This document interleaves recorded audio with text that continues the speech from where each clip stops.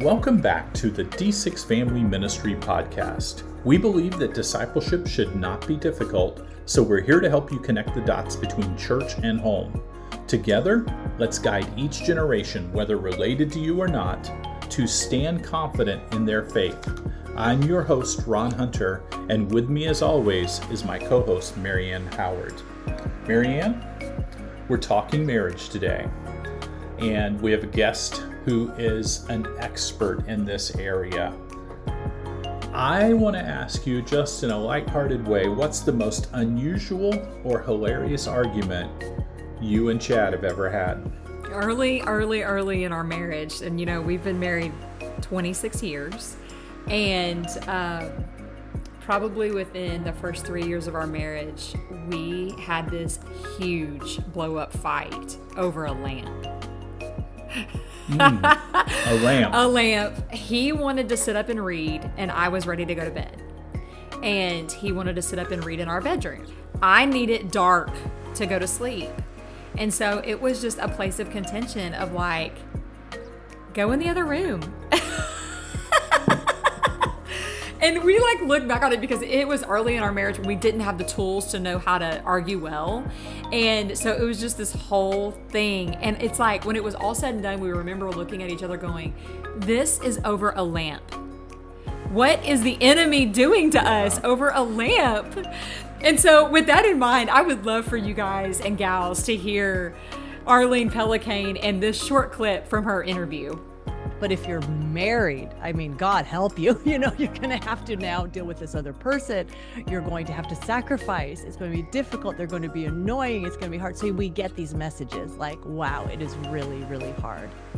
I think you're going to get some great insights after hearing that clip over what we need to do to change our perspective on these little things that annoy us but are not a big deal to our spouse. Why certain areas we need to lean into and lean away from. Let's listen to every detail from Arlene Pellicane.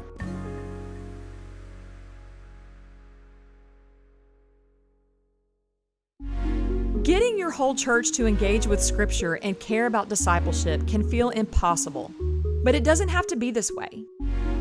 D6 curriculum is intentionally designed to make discipleship accessible for your entire church without cutting any theological corners. All ages, from preschool to grandparents, learn from the same passages of Scripture each week. By learning from the same passages, discipleship conversations across generations becomes frequent and natural. If you desire a church culture where parents easily talk with their kids about God and where youth and adults comfortably share with one another what they're learning in Scripture, then D6 curriculum is perfect for you. To purchase or learn more, visit d6curriculum.com or click the link in the description.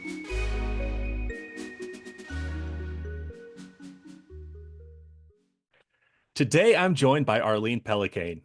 Arlene is the author of the brand new book, Making Marriage Easier. She's the host of the Happy Home podcast and author of many books. You've seen her on the Today Show, Fox and Friends, the Wall Street Journal, and you can find her column in every issue of Fusion Family. Arlene, thanks for coming back on the podcast. I know I was going to say, and she has been on the D6 podcast. Let's go. Yeah, put that in the search bar. Yeah, Totally. Go back and Yes. listen to all your things. Absolutely. And you've talked about the things you've talked about are so practical, but they're so varied. You've talked about screens and kids, grandparents, and how they can handle it. I think last year you talked about AI. Yeah. So it's under that technology umbrella. Yeah. So we are all about how can we bring more of God's joy into the house, and those things can be joy robbers. So we kind of talk about those things too. And so today we're going to talk about none of that. We're just going to go completely on a different topic, which is great because we could talk about so many things. And I have to say the title of your book caught my attention because recently I was talking to some newlyweds and they said, marriage is so much harder than I thought it would be. And then I've heard people who've been married a long time say, marriage is the hardest thing I've ever done. Were these the types of people that you had in mind when you wrote Making Marriage Easier? Yeah, yeah, absolutely. And then what is the feel, right? The feel is like, oh, be single and you'll be free and life will be easy. But if you're married, I mean, God help you, you're going to have to now deal with this other person. You're going to have to sacrifice. It's going to be difficult. They're going to be annoying. It's going to be hard. So we get these messages like, wow, it is really, really hard. And yes, marriage has an element of hard, and it is the element that makes it great, right? If it was super easy, it's like easy come, easy go kind of thing. It's like it's something you really do in the book. I talk about like you don't stumble upon a life full of treasures. You build that kind of life. But the thought here is, okay, wait, that life can be built. And my husband James and I, we've been married 26 years, and neither of us are perfect. We're not superheroes. We're very different. We have conflict, all those things. But as I look past back, right, I'm like, this, I wouldn't describe, like if they said, use one word to describe your marriage, I would not use the word hard. So it's like, okay, what has made this easier for us? And that's what I put in the book. Yeah, and you kind of you help out the people who probably have a lot of questions about marriage, but they're afraid to talk about it, Yeah. or they've seen the Hollywood depiction of marriage or things like that, and it's like, oh, we don't look like that, and which is it's great because it's real talk. It's what we Yeah. need.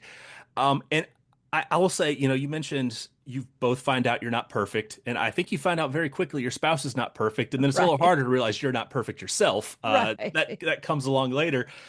And from talking to married couples, I think one of the biggest shockers that they discover is that their spouse does not bring everlasting happiness. And we often think, well, if they would just change XYZ, then I would be happy. How should we actually think about happiness in the context of marriage or just life in general? Yeah. That happiness, it isn't the thing that you are striving for, right? Like, oh, if I could just be happy, like not make that your number one goal and the barometer of if you are having a good marriage or not. Like, well, we're not happy. So certainly this must not be good. So that's not the question we're asking. We are asking like, okay, what is the commitment I made? Right. So this is the idea of I made a vow, I made a promise. So this isn't a question of like, am I happy? Am I not happy? Should I be here? Should I not be here? It's not even a conversation, but it is more like, how can I be grateful for my spouse? How can I help my spouse today? And guess what? When you approach marriage that way, then the happiness, the joy, the gladness, it follows that. So it's almost, instead of searching for the happiness, do the right thing. And when you do the right thing before God in your marriage, that joy, that happiness will come.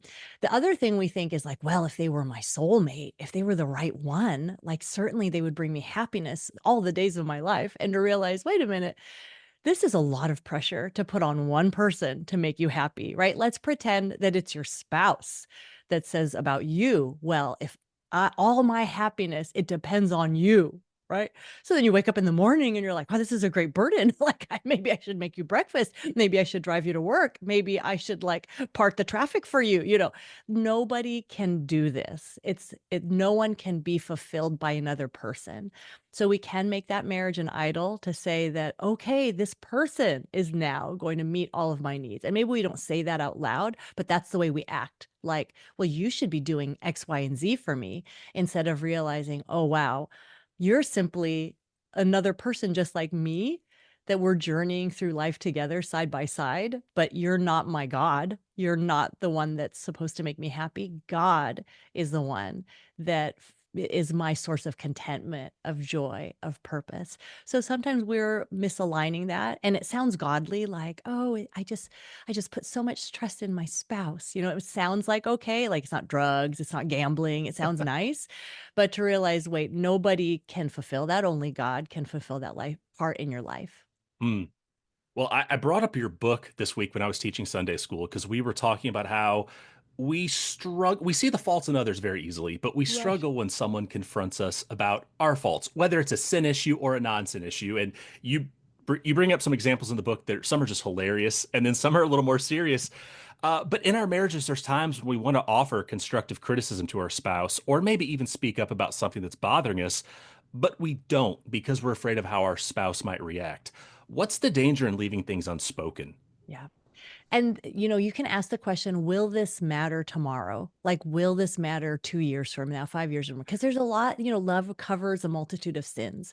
Sometimes it's like, you know what, you left out your coffee cup and I'm actually okay with that. And you just kind of cover that and you put it in. My mentor, Pam Farrell, she'd be so frustrated because her husband left coffee cups like everywhere. And she would just be like, oh my word, the garage, the bedroom, everywhere. And it was just this point of grumbling and just, oh, for her.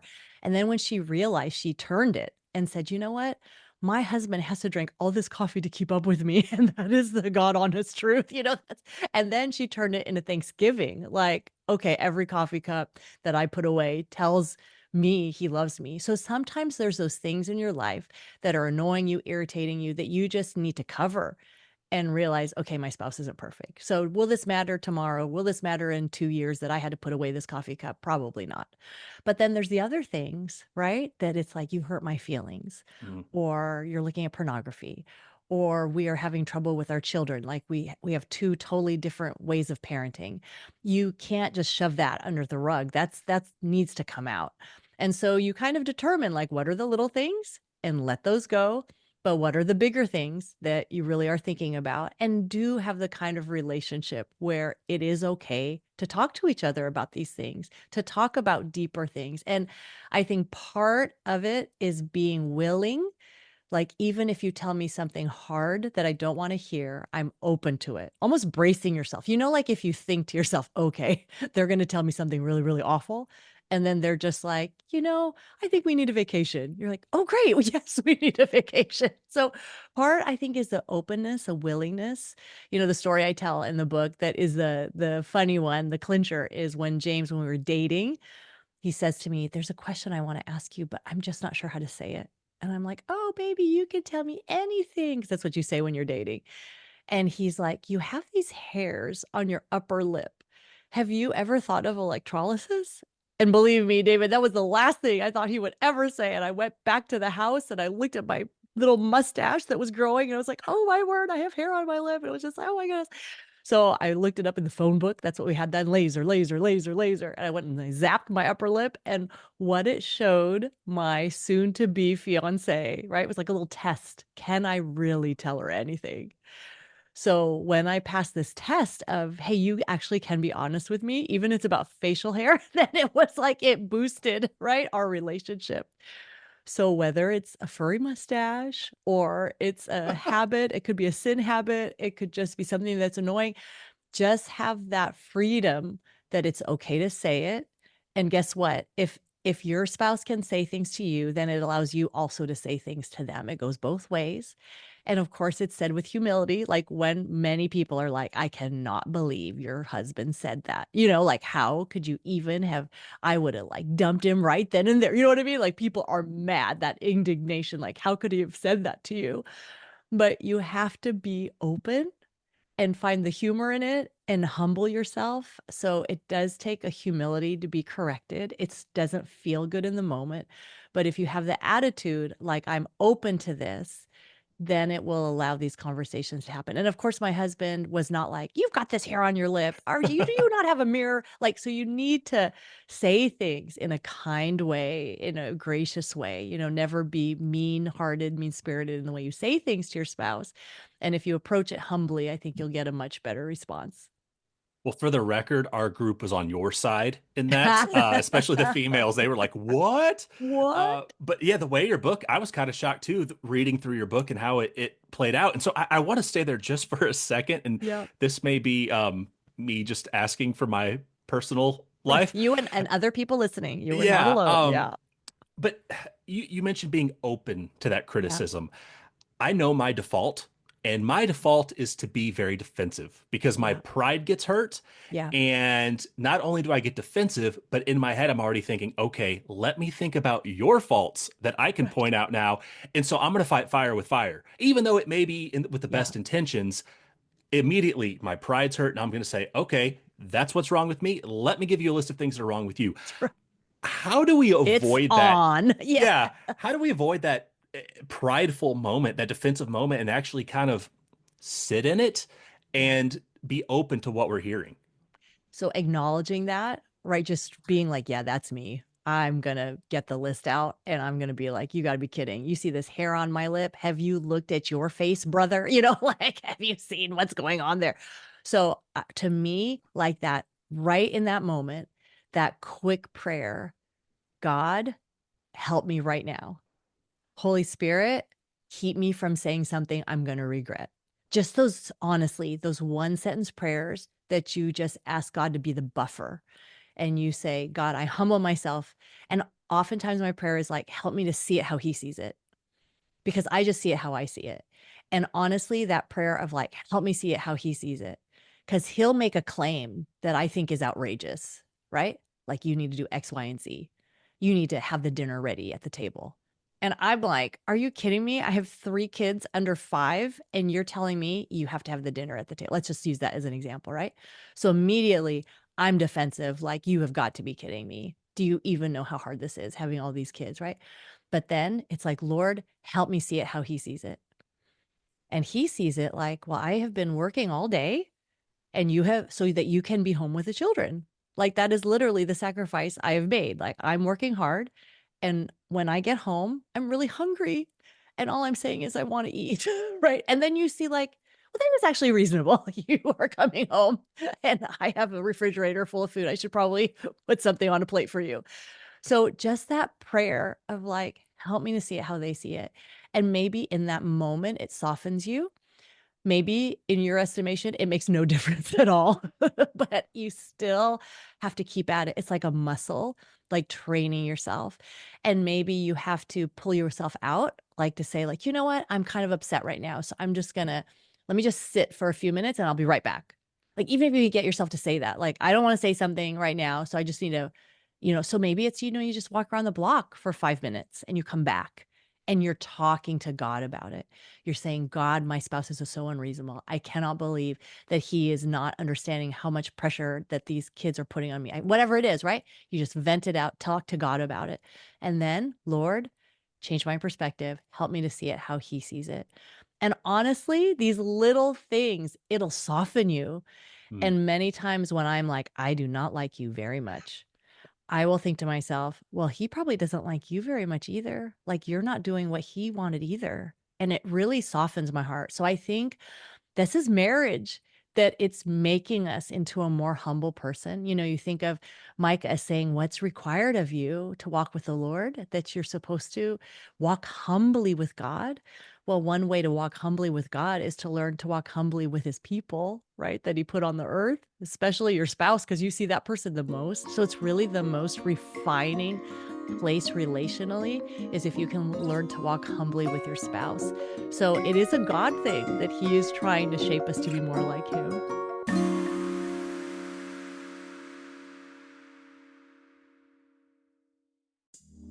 What if quiet time wasn't just another task, but the beginning of deeper faith and meaningful conversations? D6 devotional study guides aren't daily tasks, but rather discipleship tools designed to connect God's truth to your everyday life. These devotionals offer practical insight, engaging articles, and biblical clarity that will help both you and your family grow closer to God. Since all ages read the same passages each day, families can naturally talk about Scripture together. Whether you're a parent, grandparent, or ministry leader, D6 Devos meet you where you are. If you're looking for a simple way to grow spiritually and help your family do the same, grab your copy of Devotional Study Guides today, because faith isn't just for Sundays, it's for every moment. To purchase or learn more, visit d6family.com or click the link in the description below.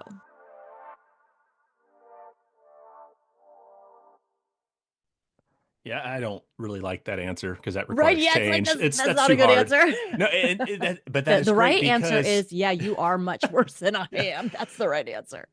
because it really is. It's a matter of our sinful nature fighting against Yeah. what the Holy Spirit is trying to do for us, and the sinful nature wants to win, and that's really where we want to go. But it really is. It's about change and letting the Holy Spirit change us. So that's really good.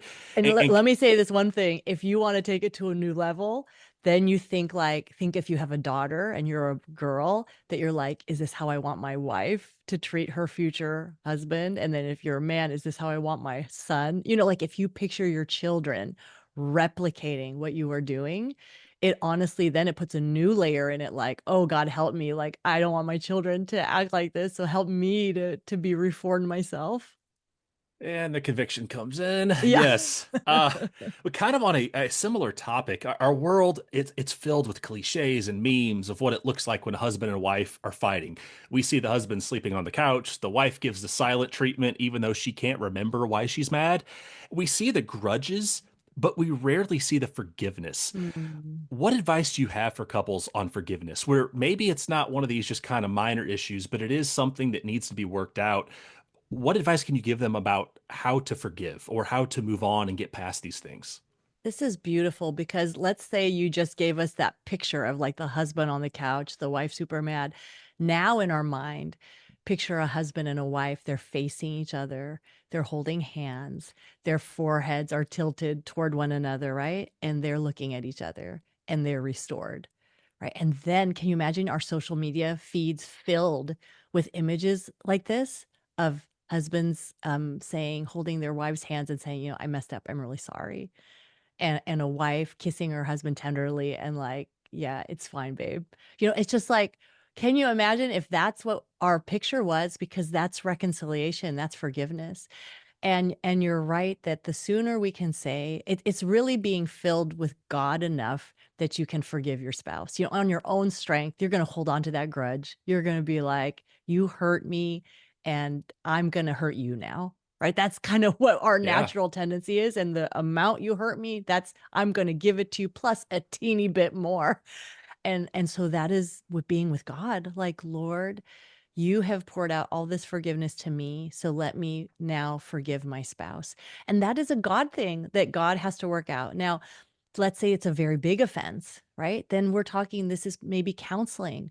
This is maybe a longer process. Forgiveness can happen, but it doesn't mean that trust comes naturally, right? That's earned. So it's okay that, hey, I'm going to forgive you. I'm going to, through Jesus, look at your sin against me through the blood of Christ. I'm going to forgive you by faith. I'm going to forgive you. Like, I release you. I release you from this debt. You've wronged me and I release you. But then it's a building. Maybe it's over months that now trust is being rebuilt in that certain area that was hurt. So understand that it's okay to forgive, but then still be tenuous. Like, okay, let's make sure that this is working. That's okay. But when there's small offenses, the quicker you can forgive, the better, because it just clears the air. Nobody wants to live in a home where everybody's just kind of like walking on eggshells because they're waiting for each other to forgive. In my book with Dr. Gary Chapman, the Screen Kids book, one of the skills is the skill of apology, that it repairs relationships. We are living in a world where we don't repair relationships. We say, you wronged me.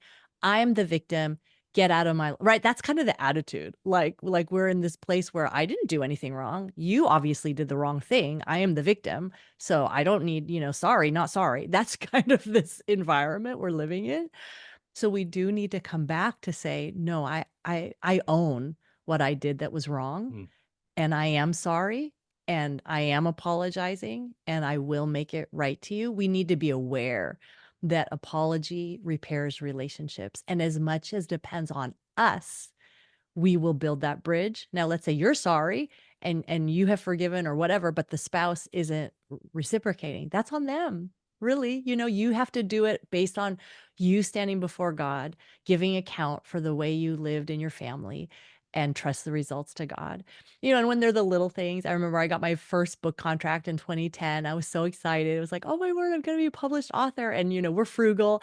So we're like, okay, I said, go buy 2 gallons of ice cream at the grocery store. Like that was the big celebration. So he took Ethan and Noelle, they're age 3, 5. They went out to the grocery store. They came back. All I said was, let one of the flavors be chocolate. Very easy request. I pull it out. The first flavor is like this caramel ribbon kind of thing. And I'm like, okay, not chocolate. The second one is cookies and cream. And I'm like, still not chocolate. I mean, that is a chocolate cookie, but that is not chocolate. So I am just so mad. Like, this is my book deal. All I asked was for ice cream. I didn't ask to go out. I didn't ask for something fancy. Just asked, like, go get some gallons of ice cream at the grocery store. And did I mention I was pregnant at the time. So I'm like, I cannot believe you Oh, didn't bring the chocolate. You would be in so much trouble, right, David? So I'm eating it and I'm just mad. Like steam is like coming out of my spoon. I'm just so mad. And Ethan, he's 5. He's like, Mom, you say you should be grateful for what you're served, but you don't seem very grateful. It was like, oh, busted, so busted. I'm like, Ethan, you're right. I'm mad, but you're right. I need to forgive daddy and I need to be grateful. And that little lesson was so good for me because it taught me like when there is an offense, the sooner you can get around to, I forgive you. I overlooked this. It's done. And you walk away and you like get over it. Like the sooner you can do that, not just is the other person happy, you are happier too. Like it sets you free also. So, and this comes when we just realize we are all sinners and we're all going to sin against each other. So let's forgive and let's do it as quickly as possible. That's really, really good. I want to ask you about something that really just jumped out to me when I was reading the book. And this is kind of a fun type thing, but Yeah, I'm a creature of habit. I like my routines and I feel out of yes, sorts when those routines get off. But in the totally. book, you talk about the difference between couples utilizing routines and couples who are root bound. Can you explain the difference between those two? Yes, because the routines are beautiful. They give you rhythms, they're predictable, they're security, they're habits that flow out of, if they're good routines, they're habits that flow out of decisions you've made to have a healthy relationship. So those are good things. The root bound is kind of like, we don't know why we do it this way, but we have always done it this way, and we will continue to do it this way. The root bound is like, we don't want to try a new activity because we don't do new. So it's kind of the idea that the routines, welcome them, they're good for us, the rhythms. But when we don't allow anything new, nothing new to happen in our lives, then we become this kind of root bound. We cannot grow further than this pot. I am not a plant person. I kill everything green, but my daughter Lucy loves plants. And so she'll show me, like, Mommy, this pot is too small for this plant because the roots are all wound up in it and it needs a bigger pot to grow. And sometimes as couples, we get stuck. We go to the same restaurant. We go on to the same date night every single time. We do the same things. And sometimes we just need to shake it out to be like, hey, it's as easy as like, let's read a different book. It could be Making Marriage Easier. It could be anything. Hey, let's try a totally different cuisine. we always eat Mexican. Why don't we eat Italian? So like it could be super simple. James and I have started doing these ballroom dancing classes. So we're trying something new. Research says that if you learn something new, and particularly if you learn something new alongside of your partner, your spouse, it like does all these things in the brain to like wake the brain up, bond you together closer again. My husband has this theory that whenever you sweat with someone, like a team sport or something, you bond with them. So he's like, so families need to sweat together. Like they need to have some kind of activity where they're alongside, and husbands and wives like do something new that kind of challenges you so that you can have that. So yeah, when we were first married, it's like everything to me was new because I'm a rules follower. We used to mountain bike and through this, like we lived in a place where they were going to build houses next door, like to our condominium complex. So there's all this like dirt everywhere. So for my husband, he was like, this is amazing. It's like my own dirt path, like right next door to us. Like, this is amazing. But there was a sign that was like, no trespassing, right? So I'm like, we cannot go here. And I know some of you who are listening are like, I can't believe your husband made you do that. And he's like, what is this sign for? They're mountain bikes. Nobody is at work. Like it's after hours. Like you can bike here. There are no bulldozers. Like you can bike here. So we would do that. And to me, that was like a big thing. But I'm like, okay, I'm married now. I'm going to listen to my husband. If I get in trouble, it's his fault. So there's all these areas of growth that marriage makes you do, that you find yourself in places that you didn't think you'd ever be because of your spouse, but to embrace them, to say, okay, I don't want to be root bound. I am willing to grow. I am willing to go past this sign. And if we get in trouble, buddy, it's completely on you. That is your responsibility. Okay, well, quick therapy session because I'm an Yeah. introvert. So the best Yes. plans are canceled plans in my Yeah. eyes. So what advice would you give to someone like me who really struggles to switch things up due to Totally. comfort zones being so comfortable? Oh my word, isn't it the truth? So it's just, it's the thing, like if we can, it when the sweet spot in growth is when it's just a little bit beyond us, but not so much beyond us, right? So if you're an introvert and then your spouse is like, hey, let's join a small group every Friday night. You're like, okay. And then they also say, hey, my company, we have this like softball league. Let's join that. And hey, let's volunteer for this church. I mean, you're going to like your circuits are like completely like, no, we cannot do that. And I honestly think that is a really good thing to say, you know what, that is not going to be good for me. And that's not going to be good for you because I'm just so not wired that way. So why don't we choose one of those things? And I will come out of my comfort zone to come to this small group and I will use all my people points on that Friday. And then I will take Monday, Tuesday, Wednesday to recover, to get ready for that Friday. Really. And so, like, you're making a step to say, I get it. You need to be with people. I will take that step to be with you to do that. And then an extrovert spouse then would recognize, okay, that's awesome. You are pushing yourself outside of your comfort zone. You are, because they might be thinking my introvert spouse will not go anywhere, right? Nowhere. Like my introvert spouse won't go anywhere with me. So if you can take that step to say, I will go somewhere with you, then the extrovert spouse can say, okay, I will chill out and I'll just give you as much challenge, as you can handle. And then I will join, like, let's say it's for your wife. I will join like a ladies' Bible study. I will join like some kind of ladies group to get my people needs met. And you make a way and you find a way together. I get that. My husband likes being with people more than I like being with people. So it's like, yeah, go out and please go do that. And then we'll still go do our thing with people, but just not so much. Yeah, this weekend I may have heard we should go get pedicures. And I thought, what do you mean by we?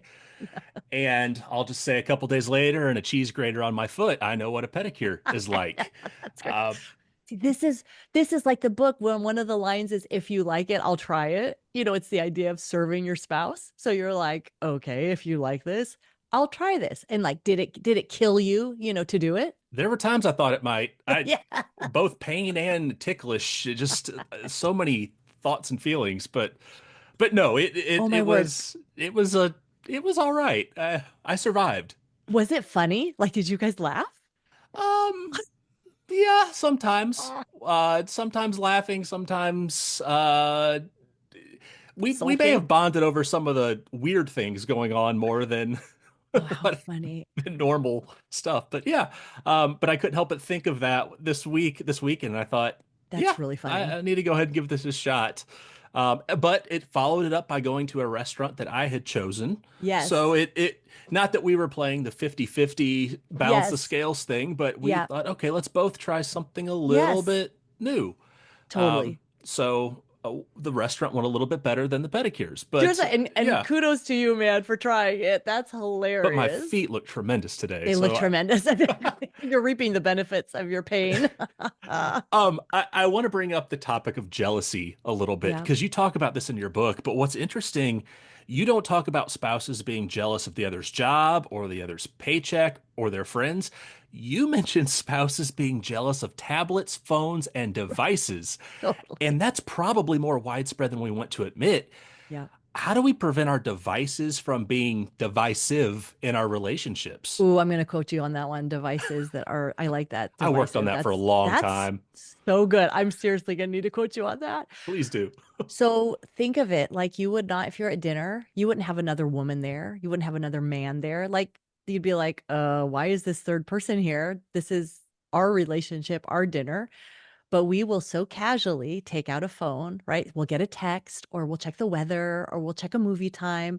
And before we know it, that phone is in our hand. And now we're doing other things on it. And then the spouse is like, wait a minute, you're looking at your phone. I'm going to take out my phone. And then both of you are at dinner on your phones. And you're like, wait a minute, what in the world are we doing? So to realize that, oh, if you can see your device as a third person, a third wheel on date night, and realize, wait a minute, we do not need a third wheel on date night. If you can see that phone as a potential mistress, as a potential divider of your affection, of your time, let's just pretend that everything you look at on your device is above board. It is okay. God is okay with everything you're looking at. So let's just even make that assumption. Now let's think about how much time you're spending with that device. The average adult is spending 3 hours on social media, YouTube, things like that on a phone. Just it all adds up. And think of like, if we think, oh, let's go to counseling or let's have date night, or you're like, I don't have time for that. That's our first response. Like, I don't have time for these things to do to better my marriage. I don't have time for that. But why do we have all this time for our social media, our time on the phone, looking at sports, news, stocks, sermons? It could be anything, but the time spent on it. First thing in the morning, what are we looking at? Last thing at night, what are we looking at? As we drift off to sleep, what are we doing? We're watching Netflix, we're watching Hulu, we're watching something, right? So to realize, wait a minute, this device that brings us a lot of comfort and entertainment and amusement and lets us kind of veg out. And there's a time and a place for all of those things. But to realize, wait a minute, this thing is really stealing my affection, my energy, and I don't have nearly as much to give to my spouse because I've been looking at this device. I've been engaging my device. So, of course, a very mean question is my spouse more interesting than my phone? Hmm. And the reason I say it's a mean question is, how can a spouse be more interesting than your phone? Your phone watches you 24 hours a day. It knows exactly what you want to see. It can show you the wisdom of the world in less than a second. It shows you everything entertaining. It shows you something new all the time. How can your spouse possibly compete with that? So it's an unfair fight. And to realize this is just a device. My spouse is a real person and I need to honor them and give them the attention. And at the end of your life, you're not going to cradle your spouse and in your dying breath be like, I'm sorry, you're not going to cradle your phone and in your dying breath be like, oh, I'm so glad you were here for me. You're going to be with your spouse. So be jealous of your spouse's devices and let them know and be open. It's that same conversation, like the electrolysis mustache conversation. Be open to this, like, hey, am I on my phone too much? Am I on my device too much? Am I watching sports too much? It's like, ouch, am I watching Netflix too much? Do you feel like you're competing for my affections? And be open to hearing that answer and know it's something we are all susceptible to and that we all need help with. That is so difficult, but so important Yeah. because it really has become an extra person in the room these days. And I'm sure people are listening to this and that is convicting. Hopefully, they're not Yeah. staring each other down and saying, yeah, you know what you needed to hear. But I think Yeah. we needed to hear that. Yeah. Uh, And Um, this goes back to the rhythms. Like, so for instance, we are like this, like we have this problem. So don't think like, oh, Arlene and James, they're so perfect. No, like, I'm checking my emails because I'm like this, I love to be efficient and I love to answer people quickly. So it's like, I'm always checking my email. My husband, he's watching YouTube. I mean, there's so many exciting things in the world. He's watching the stock market. He's watching what's happening. Like, this is like, these are very interesting times. So we'll have to make kind of rules, like maybe no YouTube twice, 2 nights in a row. And that kind of helps, like realizing like, okay, you can't be on YouTube 2 nights in a row because then it's 3 nights, then it's 4 nights, then it's 5 nights, and it's mm, like every night you're catching up on YouTube. So even just having that rhythm of like, you can't do this twice in a row. It frees up then that other night to be like, okay, let's read, let's bike, let's do something different, let's take a walk, let's sit on the porch, whatever.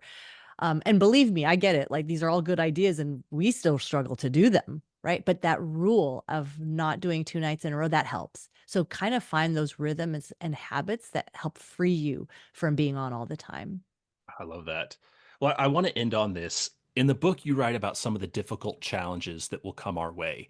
And you say that these challenges can either break us or they can make our marriages stronger. Yeah. What steps need to be taken to ensure that life's trials actually do make our marriages stronger and don't break them apart? Really recognizing that it's us against this problem instead of turning towards each other, be like, we wouldn't be in this mess if it wasn't for you. Like it could be a financial difficulty, it could be an illness, a child problem, whatever. Instead of being like, if you would have been more on it, we would have never been on this problem. No, no. Instead, just mentally, the picture is like you guys are back to back, and you're facing outward and you together are a team and you are fighting this thing that's coming against you instead of, hey, we're two boxers in a ring and we're looking at each other and man, I hope I get the first jab in, right? So use that analogy to say, we are going to unite. Like whatever happens, our main objective is we are going to find a way to unite. And it's going to be us against our child's diagnosis. It's going to be us against this financial problem. It's going to be us, even against infidelity, like something really serious, to be like, we're with God's help, probably a counselor's help, different things. We are going to be like, let's see if we can work this out together. And I'm not saying you have to work that out, right? But the idea is, how can we fight this problem together? And that might take a while to get to that part. But when you get to that part of, we are united, we are going to fight against this. We had trouble having children. So when we finally did have a child, it was like, this is amazing. We've been struggling with infertility. We had our own baby. And then we had a miscarriage at 26 weeks after Ethan. And so it was very hard to lose a baby. But instead of fighting each other, right? But instead saying, hey, there's no one else in the world going through this except you. So if you can see that problem and realize there's nobody else facing this problem like this except my spouse, and my spouse is going to understand me more than anybody else, and I'm going to like bond to you. So when you see that, oh, this problem could bring us together, because on the other side of this problem, on the other side of this miracle, my spouse is the only one who's going to know this journey from inside and out. And when you catch that and you decide this problem is going to bring us together, then you have this shared experience, this shared mountain climbed that brings you to a more unshakable part of your marriage. So it's a good thing. Maybe this is what it means. Man, if you think what we've talked about is tough, think of James, consider it joy when you enter trials. It's like, what? But when you're in that marriage and you're going through that trial, that joy is going to come on the other side when you both make it, and you both will have each other, that you weren't alone in it. Well, I love that you titled the book Making Marriage Easier and you didn't call it Making Marriage Easy, because That's I think right. that would frustrate people and Yeah, we people don't would want say, to we yeah, don't want to be sued, yeah, just because that marriage is not easy. Yep. But your book, it kind of destroys some of those things that we think in our heads about, I'm the only one going through this. And Yes. you put it out there, and I think it's comforting to know, oh, I'm not the only one. We're not the Yes. only couple struggling with this. And you offer ways to make marriage easier. And That's I right. think that's the key word there, because the book is so practical. It touches every aspect of marriage, from the super serious to just the fun and the playful. Right. I would encourage our readers, pick it up, because it doesn't matter what stage of marriage you're in. If you are just engaged or if you've been married for 50 years, this book is going to help you in your marriage in some way, shape, or form. You're going to be highlighting so many pages, so have those highlighters near. But Arlene, I thank you for writing this book, and then also for joining us today, because I think this information is so important and so needed. People are giving up on marriage way too easy today. And I think this book is going to help redeem marriage in a way that our culture needs. And it's going to help some people maybe get off the fence and actually start putting some effort into their marriages. So thank you so much. You're so welcome. You can go to makingmarriageeasier.com, and there's free date night ideas. There are discussion questions. So if you want to go through this book as a small group, all of that is there, makingmarriageeasier.com.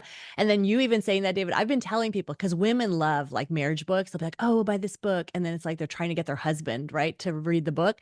And I'll tell wives, like, men will actually read my book because it's Yes. short and it's funny. So I'm pointing to you and saying, see, David has looked at the book and he is a man. So your husband, I tell them, if you can just get your husband to read the introduction and chapter 1, and then let him decide if he wants to go forward or not. And no judgment, and no, if you want to drop it, totally fine with me. But just ask him, will he just start it with you? And that's a fun beginning. Absolutely. I have stopped reading so many marriage books around chapter 2 because it's just unrealistic. Some of the things that they put out there, or I almost feel guilt and shame because I'm like, well, they've already got it figured out and I sure don't. Thanks so much. Yeah, this is practical. Guys will enjoy this as well. You'll laugh. You'll find things you can put into practice today. So yes, definitely pick it up and check out the website. Arlene, just thank you for everything. Thank You've you, come on our David. podcast so many times. You've written a column for years. You've written for The Brink recently. People can find your stuff everywhere. So thank you so much for what you've done for us. And thank you, and D6. You guys are doing amazing work. Thank you.